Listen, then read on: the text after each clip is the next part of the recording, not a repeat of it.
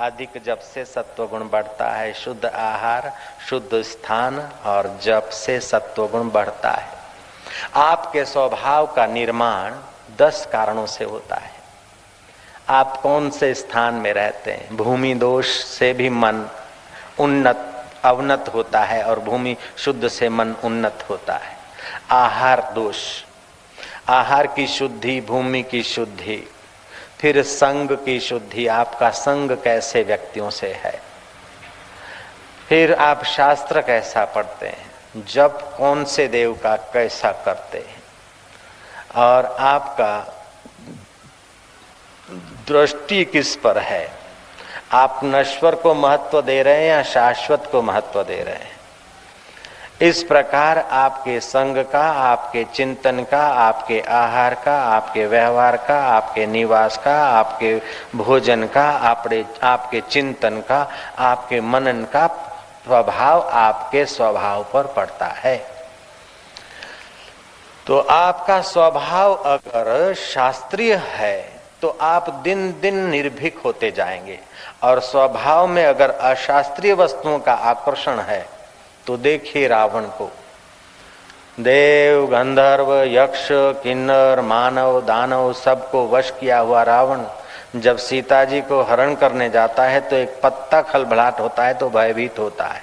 अर्थात अशास्त्रीय आचरण करने से भय बढ़ता है और शास्त्रीय आचरण करने से निर्भयता बढ़ती है। तो अभयम सत्व संशुद्धिर ज्ञान योग व्यवस्थिति।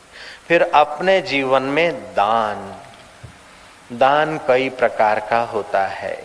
जिसके पास जो है उसका कुछ न कुछ ईश्वर प्रीति अर्थ सदुपयोग करे तो तुम्हारे जीवन की शक्ति का विकास होगा।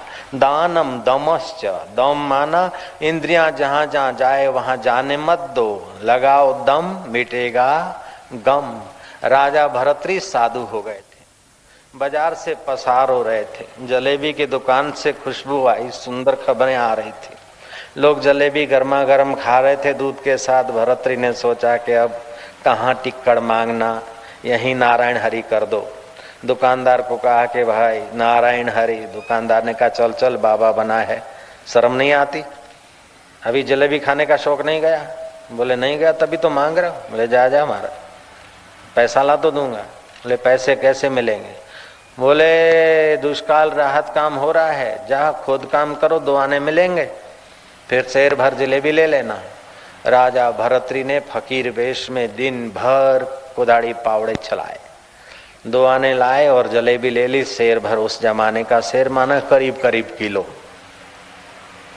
जलेबी लेके तालाब के किनारे गए, एक बर्तन में गाय का गोबर भर लिया और दूसरे हाथ में जलेबी का पुड़ा। तालाब के किनारे बैठे, जलेबी निकाली, एक हाथ में जलेबी है, दूसरे कौर में गोबर है। मन को कहते कि रे राजपाट छोड़ा, सब छोड़ा, फिर भी अभी वासना नहीं गई।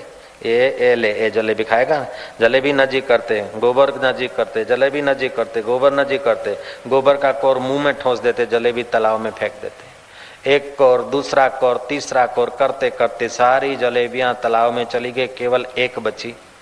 मन बोलता है इतनी एक तो खाने दो, भूख मर रहा हूं। बोले अभी भी धोखा देता है, ये ले। ऐसा करके वो जलेबी तालाब में फेंक दी। मन मूर्तिमंत हो गया कि अब बापजी जेम कહેશો એમ કરીશું, હવે બીજી વાર નહીં કહું, પણ તમે જે ખવડાવશો ને એ ખાઈશ, પણ બાપજી હવે મને ઊભા થવા દો, ભૂખ બહુ લાગી છે, જે રૂખો સુખ વાલશો ખાઈશ। मन की अगर बातें हम मानने लग जाते हैं, वासनाएं पूर्ण करने लग जाते हैं तो इच्छाएं बढ़ जाती हैं। लोग कहते हैं कि जरा सा बच्चा है, इच्छा पूरी कर लेने दो, मन जरा बच्चा है, ये कर लो, इच्छा पूरी कर लो। हजूर इच्छा पूरी नहीं होती, गहरी उतरती जाती है। जो जो इच्छा पूर्ण करने के पीछे मन को अनुकूल भोग वासनाएं देते हैं। देखिए भोजन करने की शास्त्रों ने मना नहीं की, देखने की, घूमने की, सुगंध लेने की, खाने की, पीने की, यहाँ तक कि बच्चे को जन्म देने की भी शास्त्रों ने मना नहीं की। लेकिन आप उपभोग कर रहे हैं कि उपयोग कर रहे हैं? औषधवत भोजन या वस्तु या छाजन का उपयोग कर रहे हैं कि उनसे सुख बुद्धि करके उनका उपभोग करते हैं? आप ये बात बिल्कुल पक्की समझिएगा। कि क्रियाजन्य सुख, चाहे राजा, राजा का बाप, चाहे इंद्र, सब मिलकर भी क्रियाजन्य वस्तुएं कितनी भी एक व्यक्ति को दे दे, फिर भी वो पूर्ण सुखी नहीं होगा। क्रियाजन्य सुख में कभी संतोष नहीं रहेगा। गीता कहती है संतुष्ट सततम योगी यत आत्मा दृढ़ निश्चया मयि अर्पित मनोबुद्धि यो मद भक्त सम्य प्रिय। वह योगी सतत संतुष्ट होता है, भोग में सतत संतुष्ट देने की ताकत नहीं। भोग आरंभ में पराधीनता देता है, भोगते समय शक्तिहीनता देता है और अंत में जड़ता देता है। कितना भी सुंदर से सुंदर भोग किसी न किसी के सहयोग और कृपा के बिना नहीं मिलता है। और ऐसा मनुष्य लोक में क्या भोग है? इंद्र के पास जो सुविधाएं उसके आगे मनुष्य का तो कुछ भी नहीं भोग। सारी पृथ्वी का राज्य एक आदमी को मिल जाए, शरीर से तंदुरुस्त हो, बच्चा आज्ञाकारी हो, पत्नी मधुर भाषिणी हो और मुनीम और मंत्री वफादार हो, और हर 5 वर्ष में भीख न मांगनी पड़ती हो, क्रॉस लगाने की, चौकड़ी लगाने की, वोट फोर करने की, ऐसा स्वतंत्र राज्य हो, ये मानवीय सुख की पराकाष्ठा है। इससे 100 गुना सुख गंधर्वों को होता है, गंधर्वों से 100 गुना सुख देव गंधर्वों को होता है, देव गंधर्वों से 100 गुना सुख आजानु देवताओं को होता है। एक आजानु देवता होते, दूसरे कर्मज देवता होते, उनसे 100 गुना सुख देवताओं को होता है, देवताओं से 100 गुना सुख देवेंद्र को, इंद्र को होता है। उपनिषद तो यह कहती है यत पदम प्रेप्सवो दीना शक्रादय सर्व देवता अहो तत्र स्थितो योगी हर्षम न उपगच्छति।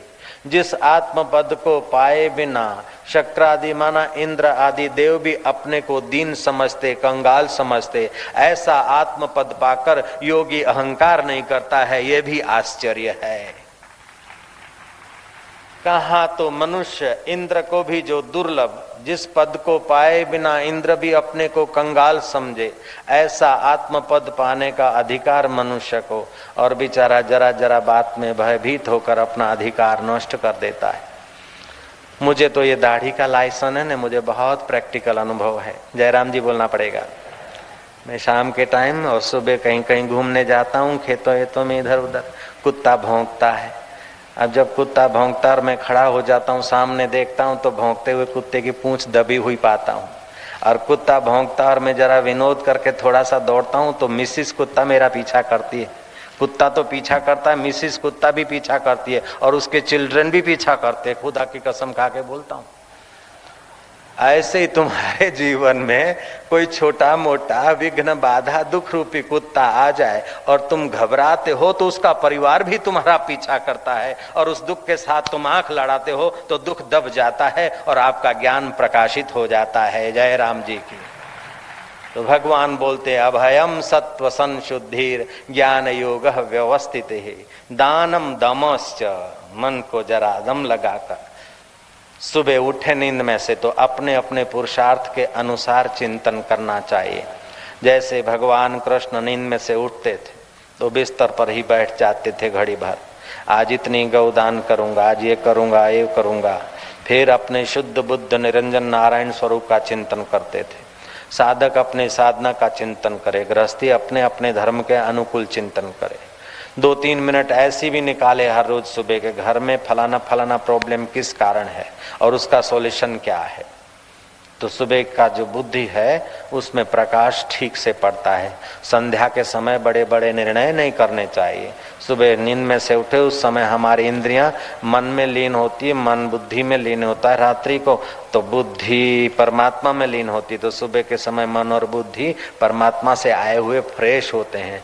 तो सुबह का निर्णय और विचार और संकल्प बड़ी मदद करता है। फिर जोर से 2 मिनट हंसे कि आज का दिन प्रसन्न रहूंगा।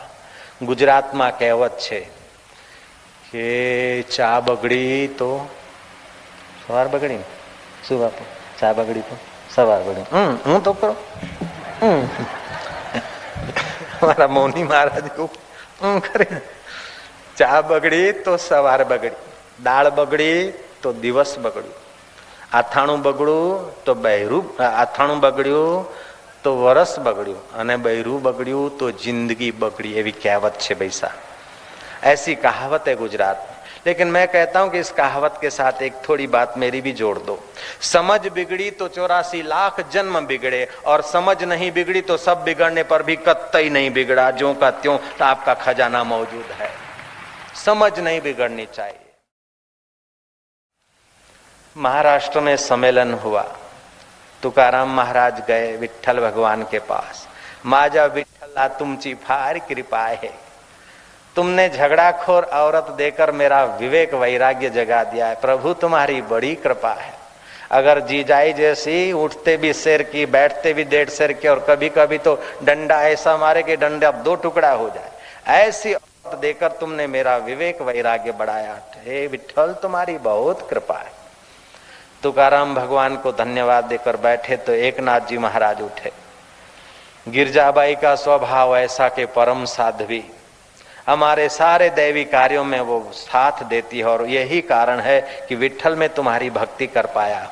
तुम्हारी बहुत कृपा है कि साध्वी गिरजा जैसी पत्नी देकर तुमने मेरे को अपनी ओर खींचा है। प्रभु ये तुम्हारी बड़ी कृपा है। दोनों का जीवन व्यवस्था, पत्नी के स्वभाव दोनों के विपरीत है, पूर्व पश्चिम है, फिर भी दोनों की समझ बढ़िया है, दोनों धन्यवाद से जी रहे।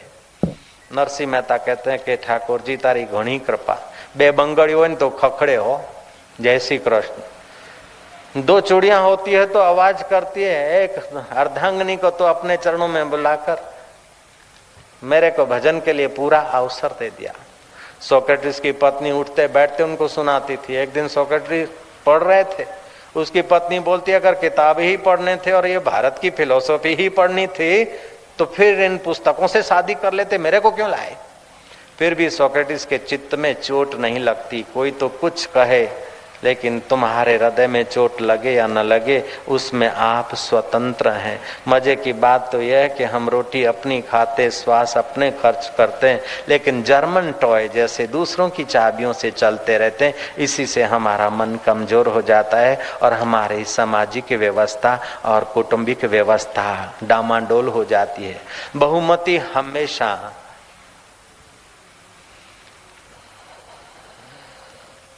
कह दो न, तुमने कह दो, बोल दो।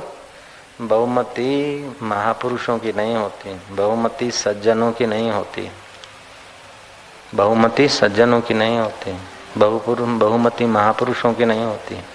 बहुमति होती है इंद्रियों के विषय विलास में जीवन खपाने वाले व्यक्तियों की बहुमति होती है।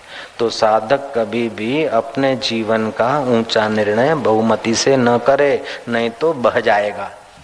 जयराम जी की बहुमति की अपेक्षा श्रेष्ठमति, और सुबह सुबह श्रेष्ठमति में दृढ़ निश्चय करो कि आज कुछ भी हो जाए, हल्के आकर्षणों में हाँ मैं हाँ नहीं करूंगा। उस समय लगेगा थोड़ा सा घाटा, लेकिन आप सत्य पे डटे रहेंगे तो वो घाटा का बदला अनंत गुना फायदा में बदल जाएगा। हुंगली जिला देरे गांव में एक किसान रहता था, उसका नाम था खुदीराम। गांव का पाटीदार, मुखिया, वो कुछ विचित्र आदमी था, माथा भारे आदमी था। किसी को 5,000 देना और 25 वसूल करना ये उसका वारसागत मानो अधिकार था, ऐसा समझता था। किसी सज्जन किसान को उसने उधार पैसे दिए और किसान तो मर गया, लेकिन किसान की जमीन जायदाद हड़प करने के लिए उस नंबरदार ने खुदीराम को कहा कि राजा साहब के पास तू आ जा और राजा साहब को कह दे कि मेरे सामने पैसे लिए थे। खुदीराम ने कहा नहीं, पैसे तो उसने लिए थे, मेरे सामने नहीं लिए थे। बोले लिए थे तो जानता है, तू खाली कह दे लिए थे बस। बोले मैं झूठ नहीं बोलूंगा, खोटी गवाही नहीं दूंगा। खोटी गवाही नहीं देगा तो मैं कौन हूँ तू जानता है। खुदीराम ने कहा आप कौन हो मैं जानता हूँ, पुलिस के बड़े बड़े अमलदार तुम्हारे वहाँ शराब कबाब लेने को आते मैं जानता हूँ, बड़े बड़े राजा के भी बड़े बड़े मंत्री तुम्हारे उंगली के इशारे पर नाचते मैं जानता हूँ, और तुम रूठ जाओ तो मेरे को गांव छोड़ना पड़ेगा ये भी मैं जानता हूँ। लेकिन गांव छोड़ना पड़े तो छोड़ूंगा, लेकिन सत्य नहीं छोड़ूंगा, क्योंकि सत्य मरने के बाद भी मेरी रक्षा करेगा, इसलिए मैं सत्य नहीं छोड़ूंगा, मैं झूठी गवाही नहीं दूंगा। बोले बड़ा आया है सत्य की दुहाई देने वाला, खुदीराम, अभी भी मैं तुझे सावधान होने का मौका देता हूं, केवल तुझे राजा साहब के यहाँ कहना है किसने लिया था पैसा। खुदीराम ने दृढ़ता पूर्वक कह दिया, निर्भयता पूर्वक कह दिया कि नहीं होगा ये। उस दुर्जन आदमी ने खुदीराम को भगाने के लिए सारे अपने साधनों का उपयोग किया और खुदीराम को 100 बीघा जमीन और अपना गाय भैंसे और परिवार छोड़कर जाना पड़ा। जाना तो पड़ा, कुछ समय तक कष्ट तो सहना पड़ा, लेकिन प्रकृति ने, जो आदमी निर्भय रहता है, सत्य पर डटा रहता है, कुदरत उसको अनंत गुना बदला देती है। उसी खुदीराम के घर में रामकृष्ण परमहंस जैसी आत्मा का अवतरण हुआ और विवेकानंद उनका शिष्य हुआ। जग जाहिर बात है कि खुदीराम को बदला कैसा मिला था। इसीलिए साधक, तू छोटी छोटी बात पर डर कर अपना साधना मत छोड़, डर कर अपना आहार व्यवहार गलत मत कर और डर कर अपना रीत रिवाज को तिलांजलि मत दे। डिस्को और लाली और पफ और पाउडर ये भारत की देन नहीं, पाश्चात्य जगत की देन है। ये जो लाली लगाती है ना माइया, वो बनती कहाँ कैसे है? पशु और पक्षियों के रक्त, उनकी आहें और केमिकल। कुछ दिन तो मैम साहबें लाली लगाकर होठ लाल करती है, लेकिन केमिकल के प्रभाव से फिर उनके होठ और उनके गाल बूढ़ी बंदरी जैसे हो जाते हैं। जयराम जी की लाली मेरे लाल की, जित देखूं उत लाल, लाली देखन मैं गई, मैं भी हो गई लाल। मीरा ने कौन सी लाली लगाई थी? शबरी ने कौन सी लाली लगाई थी? आपको पता है कौन सी लाली लगाई थी? ऐसी भक्ति की, साधना की, सरलता की, सज्जनता की लाली लगा देने से अपना जीवन तो उन्नत होता है और अपना जीवन जिनके संपर्क में हम लोग हैं उनकी भी उन्नति होती है। देखा देखी के उस अंधी दौड़ में, अंधे वानरीकरण में हमारे बच्चों को, हमारी युवतियों को नहीं जाना चाहिए। हमें भारतीय संस्कृति के अनुसार आहार व्यवहार शुद्धि का ख्याल रखना चाहिए। आहार शुद्धो सत्व शुद्धि, सत्व शुद्धि द्रु स्मृति। तो आहार की शुद्धि, आहार केवल हम मुंह से भोजन लेते हैं उसी को आहार नहीं कहते। आप आंखों से भी जो लेते हैं वो भी एक प्रकार का आहार है। रामानुजाचार्य ने कहा कि आहार के 4 दोषों से बचना चाहिए। एक तो जो आप भोजन करते हैं उसमें आपका स्वत्व का अधिकार है कि फिर ऐसे ही मामा के घर, ससुराल अथवा गुरु के द्वार सेवा कर रहे हैं, वहां के उस गुरु के द्वार, मामा के द्वार, ससुराल और माता पिता के घर का आहार तो हमारा अधिकार का है। दूसरी जगह खाते हैं तो दोस्ती में खाते हैं तो खिला देना पड़ता है, और जहाँ दोस्ती भी नहीं है, अधिकार भी नहीं, ऐसा अनअधिकृत आहार हमारे मन को मलिन करता है। नाहक का अन्न खाने से मन नाहक के विकारों में गिरेगा। अन्न वैसा मन। भगवान शंकराचार्य ने व्याख्या करते हुए कहा कि केवल मुंह से लेने के भोजन को ही भोजन नहीं कहते हैं। आपके 2 कमरे और किसी मित्र के वास्तव पूजन में गए, उसके 5 कमरे और फर्नीचर देखा तो फर्नीचर तो बाहर पड़ा रहा, लेकिन वासना को वेग देकर आप आंखों के द्वारा गंदा भोजन कर दिया कि मेरे को भी इतना हो। 5 वाला 10 कमरे से इम्प्रेस होगा, 10 वाला 15 से, 15 वाला 25 से, ऐसे करते करते बाहर के जगत में rising rising up and up जाते जाते भी एक दूसरे से ऊंचे दिखेंगे, कभी संतोष नहीं होगा। इसलिए ज्ञान योग में व्यवस्थिति करो। जब भी इच्छा वासना आए तो सोचो कि इसको है तो क्या है, इसके रूप में भी मेरा ही तो आत्मा है और उसके रूप में भी मेरा आत्मा है। कभी 2 कमरे में जीकर भी देख नाटक कर रहा हूं और 5 कमरों में भी मैं जी रहा हूं और 50 कमरों में भी जी रहा हूं, और आखिर में ये सारे कमरे यहीं पड़े रह जाएंगे। पड़ा रहेगा माल खजाना, छोड़ त्रियासुत जाना है। कर सत्संग अभी से प्यारे, नहीं तो फिर पछताना है। खिला पिला के देह बढ़ाई, वो भी अगन जलाना है। कर सत्संग अभी से प्यारे, नहीं तो फिर पछताना है। सत्य का संग मन को कराने का अभ्यास करना ही ज्ञान योग में व्यवस्थिति है। आप किसी से कुछ सुन रहे हैं, जिसकी निंदा सुन रहे हैं, वो आदमी तो आइसक्रीम खा रहा है, लेकिन कान के द्वारा आपने गंदा भोजन कर लिया, व्यथा चालू कर दी। जिसके लिए तुम निंदा सुन रहे हो शायद उसने वो गलती की हो या न की हो, अगर की है या नहीं भी की है तो वो तो मजा ले रहा है अपनी दुनिया में, लेकिन तुम निंदा सुनकर अपना कान के द्वारा अशुद्ध भोजन न करो, उसमें आप सावधान रहो। ज्ञान योग में मन की स्थिति कराओ। नाक के द्वारा भगवान ने 5000 वर्ष पहले युद्ध के मैदान में भी ऐसे चुने हुए शब्द कहे हैं कि जिसमें अभी भी एक आध शब्द को हेर फेर कोई नहीं कर सकता है। गीता में कहा है पुण्यो गंधम पृथ्व्याम च, ऐसा नहीं सुगंध नहीं कहा, पुण्यो गंधम पृथ्व्याम च, पृथ्वी में जो पुण्यशील गंध है वो मैं हूं। ये जो परफ्यूम आदि हैं वो सुगंध है, पुण्य गंध नहीं है। आज पेरिस में, स्विट्जरलैंड में कई इंजीनियर लगे हैं कि वैश्या के द्वार पर कौन सा परफ्यूम लगाना चाहिए, पुरुष जल्दी आकृष्ट हो। ये जो परफ्यूम बनते हैं, बिज्जू नाम के जानवर की खूब पिटाई होती है, उसके सेक्सुअल केंद्रों से और दूसरे शरीर के अमुक अवयवों से जो द्रव्य निकलता है उसमें दूसरे केमिकल मिलाकर परफ्यूम बनाया जाता है। ये परफ्यूम आदमी नाक से लेगा तो उसने नाक के द्वारा अशुद्ध भोजन किया, सेक्सुअल केंद्र उत्तेजित होंगे और मन में उत्तेजनाएं पैदा होगी, इसलिए परफ्यूम लगाने से सावधान। जय राम जी की। ऐसे ही आपने कान के द्वारा, नाक के द्वारा, आंख के द्वारा, मुंह के द्वारा कैसा भोजन लिया, इस भोजन का आपके मन पर प्रभाव पड़ता है। तो आप अपने हृदय की रक्षा कीजिए। लोग अपना बाथरूम गंदा नहीं रखना चाहते, ड्राइंग रूम गंदा रखना नहीं चाहते, यहाँ तक कि किचन भी गंदा नहीं रखना चाहते, लेकिन दिल जो दिल भर से मिलने वाला है उस दिल की गंदगी बढ़ रही है, उसका ख्याल नहीं करते। ये भी कैसा कलयुग का आश्चर्य है।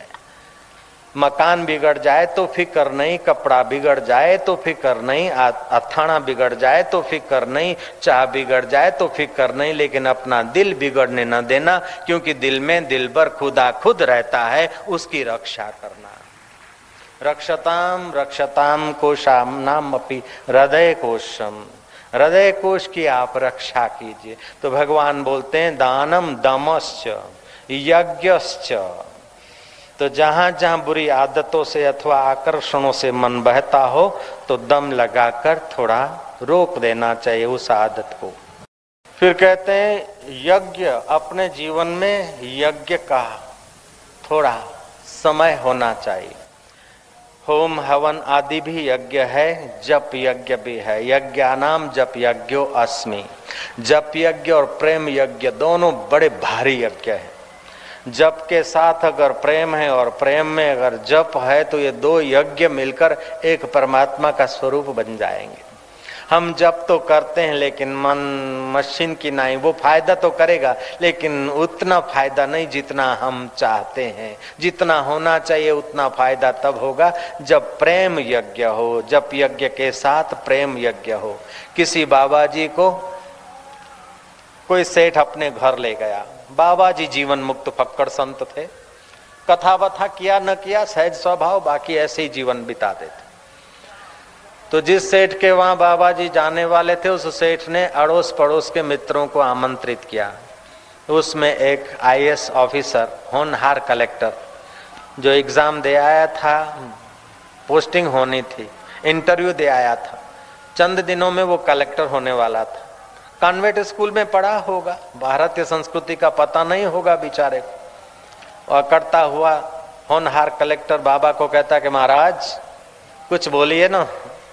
महाराज ने देखा कि ये बंदा ऑपरेशन के काबिल है, दवाई से केस ठीक नहीं होगा, जयराम जी बोलना पड़ेगा ना। बाबा ने कहा बेटा राम राम करो प्रेम से। बोले I know very well, Ram Ram हो, it is very ordinary, I know. मेरे लिए कुछ आप बढ़िया कहो, आई एम आईएएस ऑफिसर। बापू मैं आईएएस ऑफिसर हूं, मेरे जैसे आदमी के लिए कुछ बढ़िया बात बताओ। ये क्या राम राम तो सब करते हैं, मैं जानता हूं।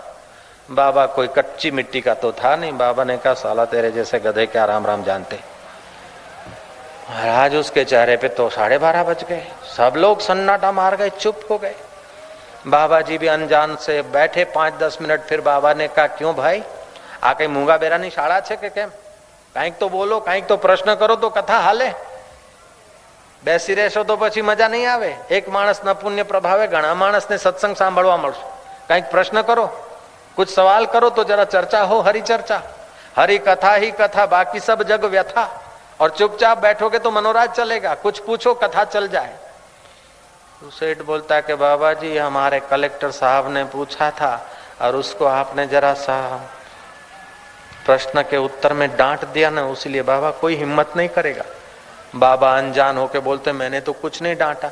तब वो कलेक्टर कहता कि अभी अभी तो मेरे को आपने साला गधा कह दिया. ये तो आप बाबा है इसलिए मैं क्या कहूं, नहीं तो मेरे को साला गधा कह दे, मैंने क्या बिगाड़ा था आपका.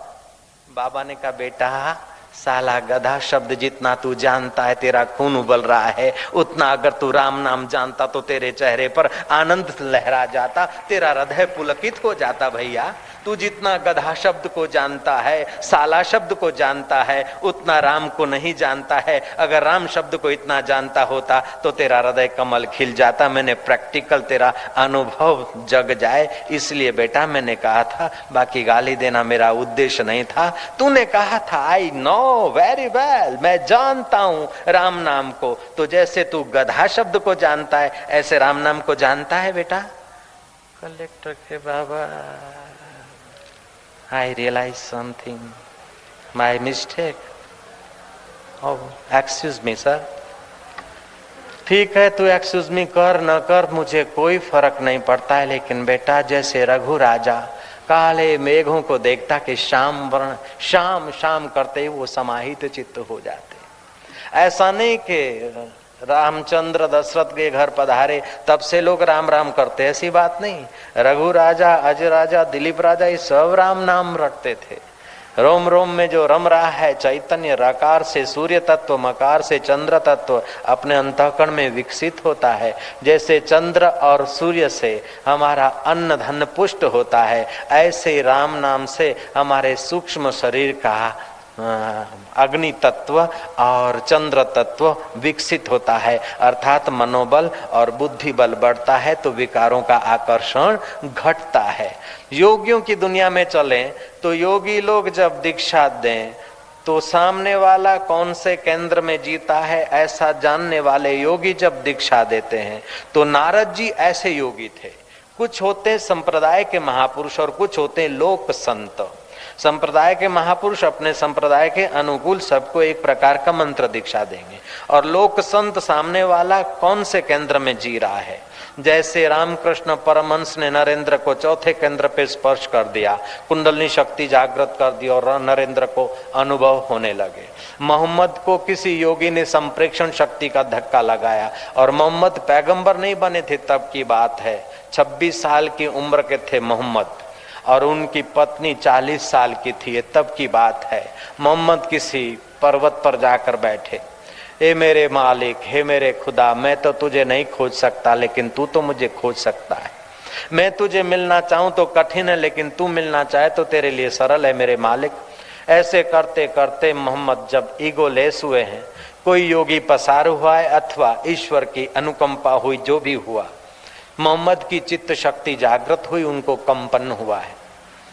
जैसे मलेरिया के बुखार में शरीर थर थर थर थर थर थर थर कांपता है, ऐसे ही कुंडलनी जागृत होते समय ये सारी अनुभूतियां होती है और कई दिन हमारा शरीर भी कांपता रहा और क्या क्या अनुभूतियां होती है. तो मोहम्मद का शरीर खूब कांपा. फिर अंदर से आवाज आई, मोहम्मद कुछ लिख. मोहम्मद कहता है कि मेरे मालिक मैं क्या लिखूं, ना समझ में क्या लिखूं. फिर थोड़ी देर के बाद अंदर से आवाज आई कि मोहम्मद कुछ बोल. मैंने कहा मेरे मालिक मैं क्या बोलूं. ऐसे करते हुए मोहम्मद घर आए. मिसिस मोहम्मद को कहा रजाइयां डाल दे. घर की सब रजाइयां डाल दी. फिर भी मोहम्मद का शरीर कांप रहा है, थर थर हो रहा है, थर थर हो रहा है. मिसिस मोहम्मद ने देखा, मोहम्मद की पत्नी ने, कि बुखार में तो आदमी का चेहरा मायूस होता है लेकिन तुम्हारे नूर में कोई नूरानी निगाह की खबर आ रही है. सच बताओ तुम्हारे से मैंने 14 दिवाली ज्यादा देखी है, 14 ईद ज्यादा देखी है. मोहम्मद 26 साल के थे और મિસિસ મોહમ્મદનું બૈરું 40 વર્ષનું હતું. દેશી ભાષામાં કહીએ તો જય શ્રી કૃષ્ણ. નારાયણ નારાયણ कही दो, नारायण नारायण नारायण नारायण। तो आपके जीवन में यज्ञ होना चाहिए। यज्ञ करते करते अपने अहम को भी अर्पित कर दें। ऐसी घड़ी जब आ जाए तो काम बन जाता है। देने की आदत पड़ती है ना, थोड़ा ही दे और कुछ नहीं तो सूर्य नारायण को एक अर्घ्य देते। जहां अर्घ्य देना, जल देने संभव न हो, वहां बालू देकर भी कुछ न कुछ दे तो संकल्प बनेगा तेरा। दानम दमश्च यज्ञश्च। मैं प्रार्थना करते, मोहम्मद प्रार्थना करते करते ईगो लेस हुए और वो चित्त शक्ति जागी। मिसिस मोहम्मद कहती है कि सच बताओ ये क्या हुआ? बोले मैं प्रार्थना करते करते ऐसा कुछ होने लगा। बोले फिर क्या हुआ?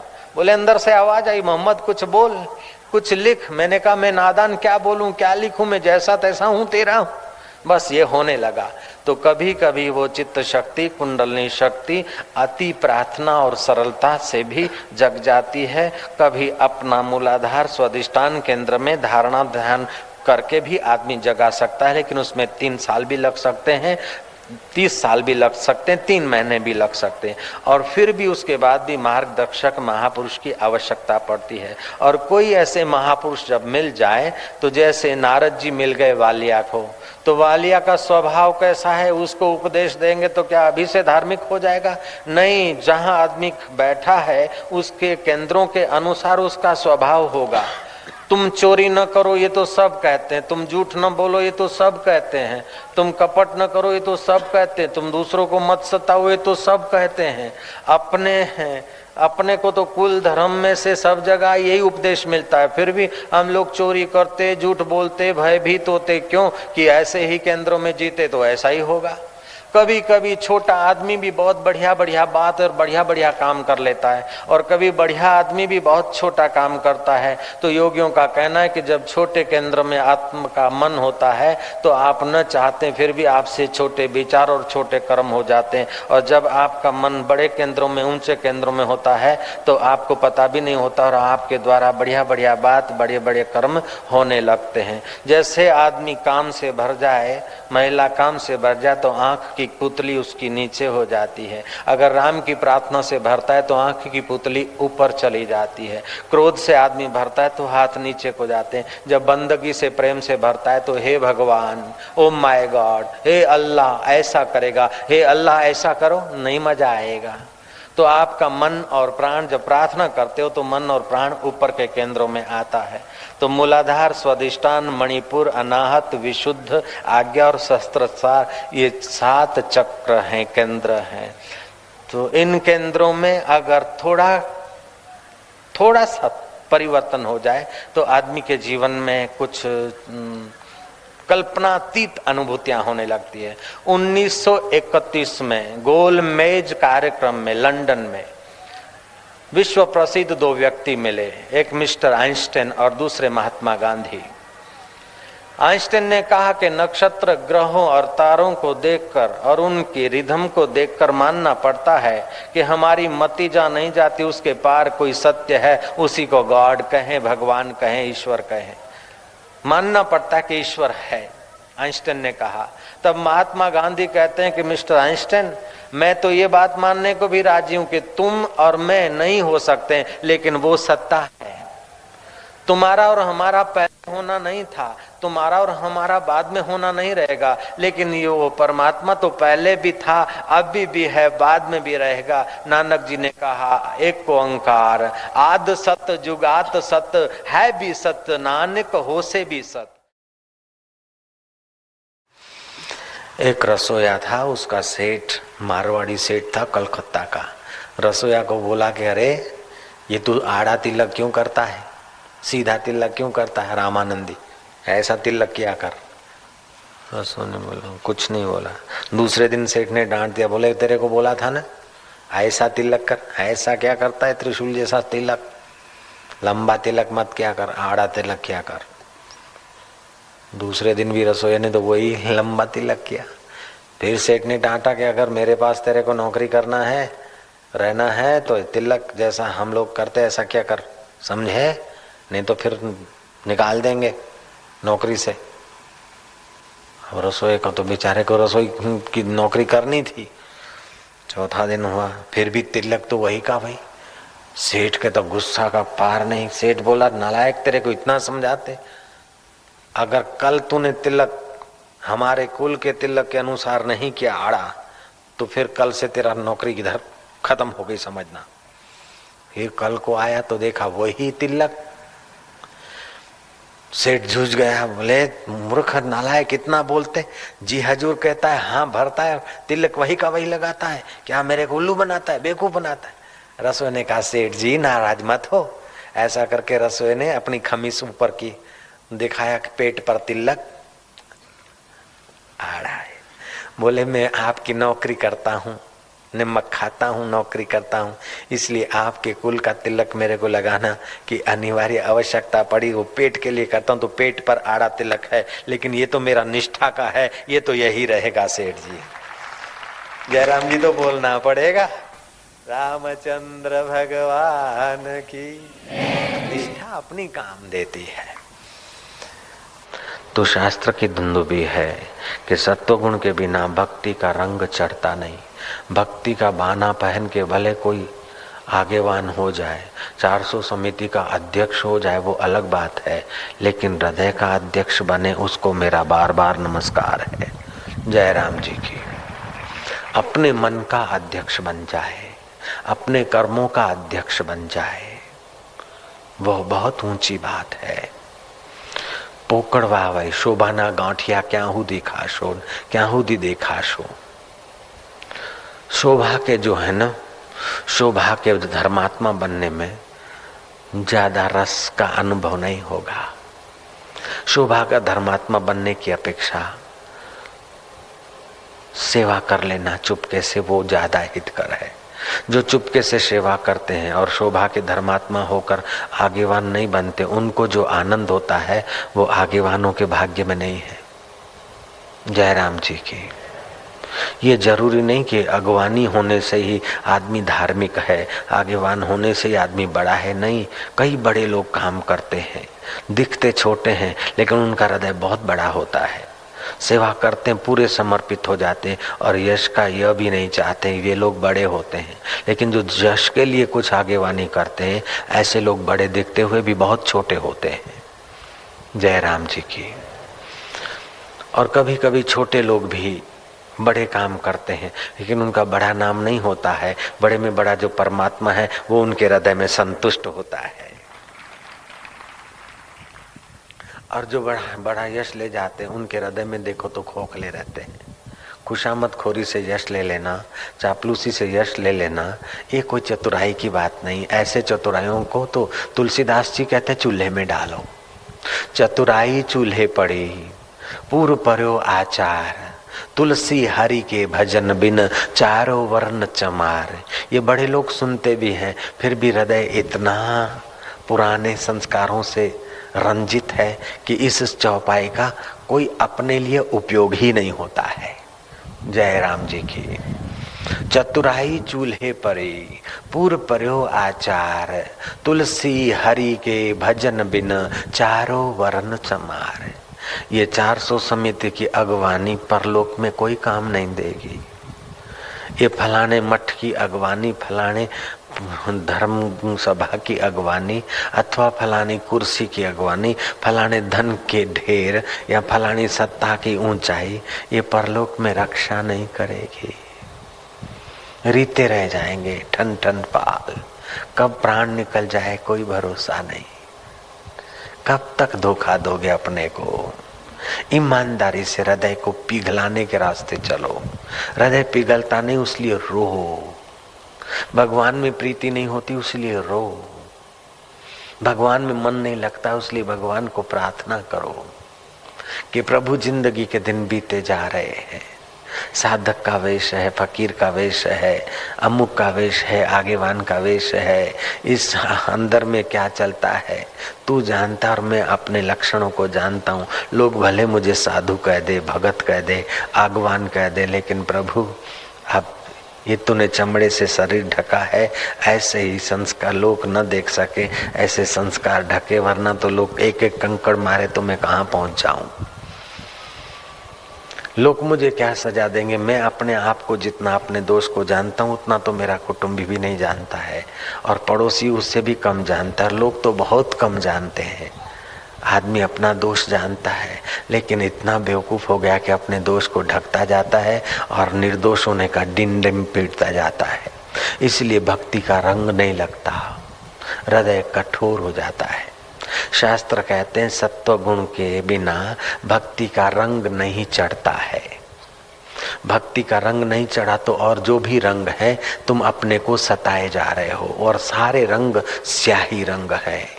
कबीर जी ने कहा, साहेब है मेरो रंग रेज, चुनरी मोरी रंग डारी, धोए से छूटे नहीं, दिन दिन होत सुरंग। साहेब है मेरो रंग रेज, चुनरी मोरी रंग डारी। वो परमात्मा साहेब मेरा रंगरेज है, मेरे हृदय की चुंदरी रंग डारी। स्याही रंग छुड़ाए के, संसार का रंग जो है स्याही है, काला रंग है, कपट का रंग है, बेईमानी का रंग है। वो रंग साहेब तू छुड़ाकर तेरी भक्ति का रंग लगा दे। साहेब है मेरो रंग रेज, चुनरी मोरी रंग डारी, धोए से छूटे नहीं, दिन दिन होत सुरंग।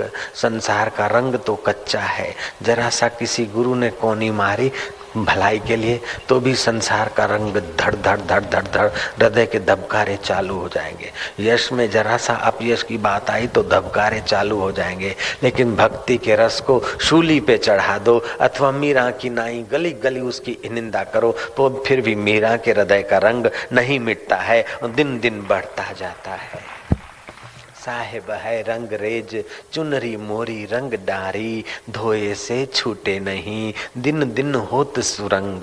स्याही रंग छुड़ाए के, दियो मजीठा रंग। साहेब है मेरो रंग रेज, चुनरी मोरी रंग डारी। उस रंगरेज को प्रार्थना करते हैं तुकाराम महाराज। हे रंगनाथ, मैं साधु बनकर तो खूब भोजन करता हूँ, साधु बनकर तो खूब दक्षिणा लेता हूँ, लेकिन मेरे हृदय की स्थिति तो रंगनाथ मैं जानता हूँ। अब मैं संभालता नहीं, अब तू ही संभाल रंगनाथ मेरे हृदय को, तू रंग। वो संत बेचारे हृदय से प्रार्थना करते हैं और हृदय पूर्वक की हुई प्रार्थना वो परमात्मा सुनता है। कभी कभी काकताली न्याय न, बिना प्रार्थना के, बिना मेहनत के कोई रंग लगाने वाला गुरु रंग लगा भी दे, लेकिन अभागा मन खंखेर देता है। जैसे आदमी कपड़े खंखेर देता है, ऐसे खंखेर देते, झाड़ देते। जैसे स्वार्थी आदमी, जैसे राजकारण सब जगह घुस जाता है, कुर्सी का जो भगत है वो सब कुछ करने को, सबको दाव पर लगाने को, भाई को कटवाने में औरंगजेब इनकार नहीं करता और बाप को जेल डालने में भी औरंगजेब का मन नहीं झिझकता है। अर्थी दोषो न पश्यति। एकनाथ जी महाराज के पास दो आदमी आए, बोले महाराज तुम्हारे और हमारे में क्या फर्क है? तुम्हारे को बेटा है हरि पंडित, पत्नी है गिरजाबाई, सफेद कपड़े पहनते हो, हम भी सफेद कपड़े पहनते, तुम भी खाते हो हम भी खाते, तुम भी गृहस्थी हम भी गृहस्थी, तुम्हारे में हमारे में फर्क क्यों इतना? तुमको लोग पूछते हैं, तुम्हारी बात सुनने के लिए लोग इंतजार करते हैं और हमारी कोई छिकनी नहीं लेते। एकनाथ ने कहा कि ठहरो, इस बात का मैं तुमको जवाब दूं, लेकिन तुम जवाब सुनने के काबिल नहीं। बोले क्यों महाराज, जवाब सुनने को क्यों काबिल नहीं? बोले भैया 7 दिन में तू मरने वाला है, तेरे को सुनाकर क्यों अपना सिर खपाऊं? 7 दिन में तेरी मृत्यु होगी। अब एकनाथ जी कह देता 7 दिन में मृत्यु, तो वो आदमी फिर कैसे चुप रहे? आशा है कि आशा है, तुम्ही साचा सांगितले, हाँ के साच सांगते, सच्चा बोलते। घर गए, नहाए धोए, दुकान पे गए, हाय हाय हाय हाय, मिश्रण कम तोलना सब छूट गया, 7 दिन में मरा चाहे। शाम हुई, दुकान से घर आए, न प्याली पी, न सिगरेट ताना, न हुक्का बनवाया, न मांस मदिरा की जरूरत पड़ी। रूखी सूखी माजा विठ्ठला तुम्हारा भोग लगाचा। आदमी ने भोग लगाया, खाया, थोड़ा टहला, सो गया। रात को नींद में छिड़क भर रहा है, जग रहा है कि 7 दिन, अब 7 दिन आए, 5 दिन आए, 4 दिन आए, 3 दिन आए, 2 दिन आए, माजा विठ्ठला विठ्ठला विठ्ठला। वो आदमी घोर कर्मी आदमी, क्रूर कर्मी आदमी विठ्ठल विठ्ठल का भगत बन गया। बाकी एक दिन आहे, वो कुटुंबियों को, सज्जनों को जो भी मिलता है प्रणाम करता है, भूल चूक माफी कर दिया, आमचा तुमचा खाए को कुछ हो गया हो माफ कर दिया। लोगों ने देखा कि आदमी बड़ी तेजी से बदल गया है, इतना इतना क्रूर घोर कर्मी, कटु आदमी, इतना स्वार्थी, इतना लोभी, इतना ठग और ऐसा भगत। लोग सोचते कि अब जाना ठीक नहीं, पहले जाता तो अच्छा था, अब क्यों जाता है, अब तेरे जैसे आदमी की जरूरत है दुनिया में। बोले काहे करा, एक ही दिन आहे, वो सारा दिन विठल विठल करता है। छठे दिन की रात पूरी हुई, 7वें दिन की सुबह हो उसके पहले वो प्रभात को जग गया है, लिपण करवा दिया है गऊ के गोबर का। कुटुंबियों को बोलता है कि मुंह में तुलसी के पत्ते डाल दो, गीता का पाठ करो। बोले अब न जाओ, पहले तो तुम जाते तो कोई इतना दुख नहीं होता, पिछले 6 दिन से तो तुम्हारा स्वभाव इतना बढ़िया हो गया पिताजी कि अब तुम न जाओ, तुम्हारे बदले हम चले जाए, लेकिन तुम न जाओ। बोले नहीं नहीं जाया तो जाया, बदली नहीं चालत, मरने में बदली नहीं चालत बाऊ, मैं काय करूं बाऊ, तुम ही काय करो मैं काय करूं, बदली नहीं चालत। कुटुंबी मनोतियां मान रहे, इतने में एकनाथ जी महाराज पसार हुए। 7वें दिन का सूर्योदय हो रहा है, जानबूझ के एकनाथ जी महाराज उसी जगह से पसार हुए। एकनाथ जी के पैर पकड़े भक्तों ने कि बाबा जी वो पिछले 7 दिन पहले तुम्हारा दर्शन करने आया, तुम्हारा भगत हो गया, आज उसके मृत्यु का दिन है। एकनाथ बोला कैसे? बोले तुम्ही ने बोला था वो 7 दिन में मरेंगे, आज 7वें दिन का सूरज उदय हो रहा है, कब मर जाए कोई पता नहीं, बाबा दर्शन दिया। बाबा आए, बाबा ने उस लेपण में पड़े हुए मृत्यु की बाट देखते हुए उस आदमी से पूछा कि 7 दिन में कितना दारू पिया? बोले काही नहीं महाराज, काही नहीं, छूटून गेला सगळा छूटून गेला बाबा, 7 दिन में छूटून गेला। कितना बीड़ी फूंका, कितना सुल्फा फेंका फूंका, कितना चरस फूंका, वो सब छूट गया, ये तमोगुणी खोराक ये सब छूट गया। अच्छा कितना झगड़ा किया? बोले कुछ नहीं, अरे रोटी में ये चाहिए, सापड़ कूड़ा ये सब करते थे, इडली भी चाहिए, डोसा भी चाहिए, सांभर भी चाहिए, चटनी भी चाहिए, ये चाहिए वो। बोले नाही काय करा मरा चाहे काय खाऊ मैं, काय देसू, काय कुठे जाऊ बाबा, मैं तो विठ्ठल सांगितला और काय याद नहीं है तो महाराज। बाबा ने कहा तो 7 दिन दूर तुमको मृत्यु दिखाई दी तो तुम साधु हो गए, मेरे को तो रोज मृत्यु दिखाई देती है, इसलिए मेरा हृदय साधुताई से रंगा है, उसलिए लोग मेरी बात सुनकर खुश होते हैं और निहाल होते हैं। तेरे प्रश्न का उत्तर देने के लिए प्रैक्टिकल प्रयोग किया था।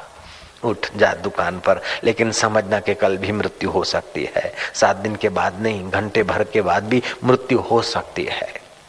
बस उठने का टाइम और टर्मिनल होते हैं, बस स्टैंड होते हैं, हवाई जहाज उठने का भी टर्मिनल नंबर 100 होते हैं, प्लेटफॉर्म नंबर 100 होते हैं ट्रेन के भी। लेकिन ये गाड़ी कब कहाँ से उठ दे, कौन से प्लेटफॉर्म से उठ जाए कोई पता नहीं। कुंभ देखने गया है और कुंभ हो जाए पूरा अपना, कोई पता नहीं। कुंभार का घड़ा तो साल भर के बाद कुंभार का कुंभ तो मिलेगा, लेकिन ये ब्रह्मा जी का कुंभ साल भर के बाद मिले ये कोई गारंटी नहीं है। यह तन काचा कुंभ है, फुटत न लागे बार, फुटत न लागे बार, फटका लागे फूटी परे, फटका लागे फूटी परे, गर्व करे वे गंवार, गर्व करे वे गंवार। यह तन काचा कुंभ है, यह तन बोलो, यह तन काचा कुंभ है, यह तन काचा कुंभ है, फुटत न लागे बार, फुटत न लागे बार, फटका लागे फूटी परे, फटका लागे फूटी परे, गर्व करे वे गंवार, गर्व करे वे गंवार।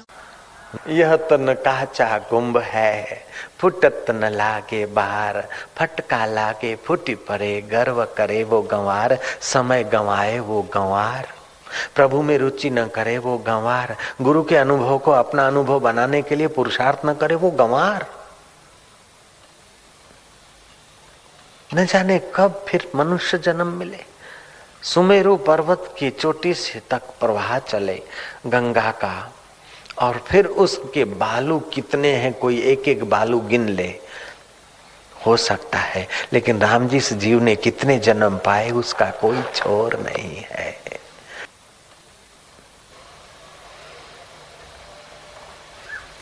हम लोग जब साधु बने थे तो जो घर छोड़ते समय साधुओं को वैराग्य होता है, ऐसा वैराग्य टिक जाए तो हर साधु परमात्मा का साक्षात्कार कर ले। ये साधु कोई जैसे तैसे लोग नहीं है, भले अभी ऐसे दिखते हैं तितिक्षा से, लेकिन जब घर में रहे होंगे और किसी पुण्य बल से जब साधु बनने का विचार आया होगा, उस समय जो उनका पुण्य और उनका विवेक और उनका वैराग्य रहा होगा, अगर ठीक शुद्ध व्यवहार, शुद्ध आहार और शुद्ध संग मिलता तो अभी हम लोग कहीं के कहीं होते साधु लोग। संग का बड़ा प्रभाव पड़ता है। संग अगर भोगियों का मिलता है, आहार अगर ऐसा ही मिलता है, वातावरण ऐसा ही मिलता है, तो साधु बेचारा जिंदगी पूरी कर लेता है। मंजिल दिखाई नहीं देती। मंजिल कठिन नहीं है, मंजिल कठिन नहीं है, लेकिन जो घर से चले थे उस समय का जो चाल थी, वो चाल ठंडी पड़ जाती है।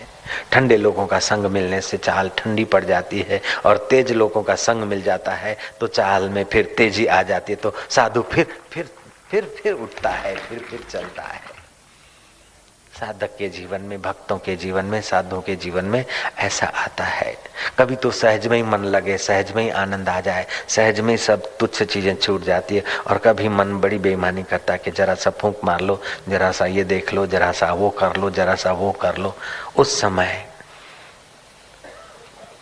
भगवान की इस बात को याद रखें कि अभयम सत्व संशुद्धिर ज्ञान योग व्यवस्थिति दानम दमश्च यज्ञश्च स्वाध्याय तप आर्जवम। सरल स्वाध्याय तप अपने जीवन में बनाए रखें तो सत्व गुण नहीं होता तो चित्त पर भक्ति का रंग नहीं चढ़ता है। जो घोर कर्मों से चित्त कठोर हो गया है, उस चित्त को कोमल बनाने के लिए भी भगवान नाम जप, सेवा, सुमरण ही है। जैसे उत्तम पुरुष नेत्रों से ही हास्य करते हैं, मध्यम पुरुष स्मित करते हैं, और कनिष्ठ पुरुष ठट्ठा मार के हंसते हैं, ऐसे ही उत्तम पुरुष उत्तम तत्व में सहज में ही उनकी निगाह पहुंचती है। मध्यम पुरुष को धारणा, ध्यान, समाधि करके पहुंचना पड़ता है, और उससे तीसरे नंबर पुरुषों को किसी के सहयोग धके से उस परम तत्व का प्रसाद मिल सकता है, जिस प्रसाद से सारे दुख दूर हो जाते हैं। एक राजा ने सभा भरी बुजुर्ग लोगों की और पूछा कि राज्य कैसा चल रहा है। मेरा दादा राज्य करता था तब कैसा था, मेरा बाप राजा था तब कैसा था, और अभी राजा है कैसा है, बोलो। अब राज्य दंड से कौन सत्य बोले। वाहवाही करने वाले तो बहुत हैं, लेकिन सत्य बोलने वाले उस जमाने में बुजुर्ग लोग थे। लेकिन राजा का स्वभाव देखकर सब चुप रहे। राजा ने कहा बोलो न, बोलो, किसका राज अच्छा था, मेरे दादा का अच्छा था, मेरे बाप का अच्छा था कि मेरा अच्छा था। तो एक कुम्हार उठा, बोले आपके दादाजी राज्य करते थे, उस समय मैं 16 साल का था।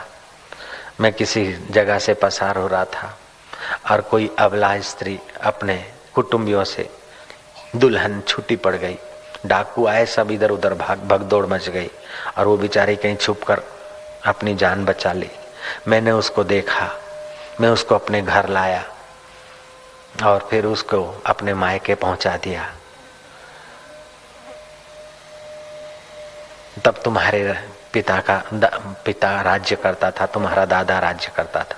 उस समय उस दुल्हन को देखकर मेरे को पुत्री जैसा भाव आया, उसका धन दौलत छीनने का भाव नहीं आया। मैंने रोटी खिलाई, कहा बेटी छोड़ देना, तेरे घर पहुंचाना ये भी मेरा कर्तव्य है, ऐसा मेरा मन था। जब तुम्हारा बाप राज्य करते थे तो मन में आया कि उस लड़की को रोटी खिलाई, घर पे रखी, कुछ इनाम दे देती तो हम ले लेते, अथवा तो कुछ लीला करके दान दक्षिणा ले लेते। ऐसा मेरे मन में भाव आया। जब तुम्हारे पिताजी राज्य करते थे तब मेरे मन में ऐसा भाव आया। अभी तो ऐसा आता है कि उसको अपनी दुल्हन बना लेता, गहने छीन लेता तो बहुत अच्छा था। अब किसका राज कैसा है वो तो आप ही जानो, लेकिन अभी ऐसा ही भाव आता है। और शास्त्र में कहा यथा राजा तथा प्रजा। राजा ने कहा बूढ़ा सब कुछ सुना दिया, सब कुछ सुना दिया। तो जैसा राजा तैसी प्रजा, जैसा अन्न तैसा मन। तो जिसके राज्य में हम लोग रहते हैं, जिस मठ में, जिस श्रेष्ठ पुरुष के गुरुद्वार में, कुटुंबियों में, उनके प्रभाव भी पड़ता है, वातावरण का प्रभाव भी पड़ता है। तो ये सारे प्रभावों पर अपना भजन का प्रभाव लगाना है। इसलिए साधक को सावधानी ज्यादा करनी पड़ती है, भजन नियम जरा ज्यादा ठोस करना पड़ता है, क्योंकि प्रभाव सब विपरीत है आज के युग के। साधक को अकेले चलना है। पहले तो वातावरण सहयोग करता था, अन्न सहयोग करता था। आज अन्न वातावरण इतना सहयोग नहीं करता है। इसलिए साधक को साधना में, भक्त को, साधु को साधुताई में बहुत सतर्क रहना पड़ता है। अगर थोड़ा भी साधु ढीला रहा, मन चढ़ जाएगा। थोड़ा भी ढील दिया, मन धोखा दे देता है। इसलिए साधु लोगों को प्रार्थना करते हैं हम कि अपनी साधना में कड़े रहें, और साधकों को भी हम सलाह देते हैं कि अपने जप तप सेवा में मजबूत रहे। यश मिले तब पीछे हट जाएं, यशस्वी काम करने में आगे, यश में पीछे। नहीं तो नेता जैसा हाल होगा। जैसे नेता निस्तेज हो जाता है, ऐसे ही जो वाहवाही के भगत होते हैं वो अंदर से निस्तेज हो जाएंगे। नारायण नारायण बोलो ना, नारायण नारायण। ओ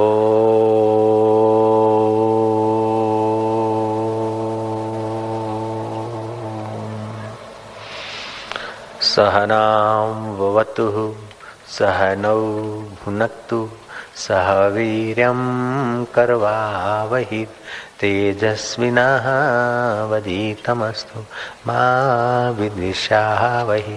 ओम शांति शांति। हरि ओम।